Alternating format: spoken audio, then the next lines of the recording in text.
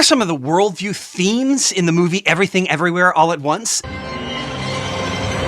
Well, it's quick worldview time, so let's dig into it. Masterfully written, filmed, and acted, nevertheless, from a Christian worldview perspective, we can see many problems with this movie's underlying worldview assumptions.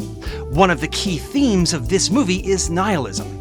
Specifically, the writers were utilizing optimistic nihilism to undergird their understanding of reality as portrayed in this movie. When Jobu Tupaki, or Alpha Joy, reveals her everything bagel, she says this: "Right is a tiny box invented by people who are afraid.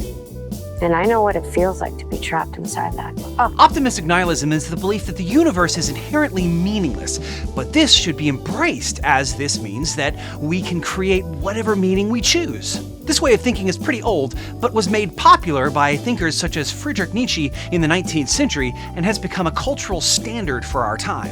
Optimistic nihilism sounds promising on the surface. Who wouldn't want to make their own meaning?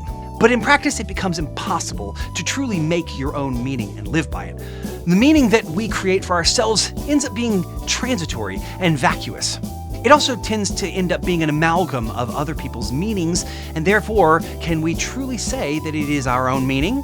As Christ followers, we understand that this position is simply false as well as being untenable. We know this because Jesus himself declares, in many ways, that not only is there meaning, but he is, in fact, the meaning and purpose for the universe. Jesus tells us that he is the way, the truth, and the life. So when Pilate questions Jesus with his own form of nihilism and asks, "What is truth?" the answer was, and still is, Jesus himself. Like and subscribe for more.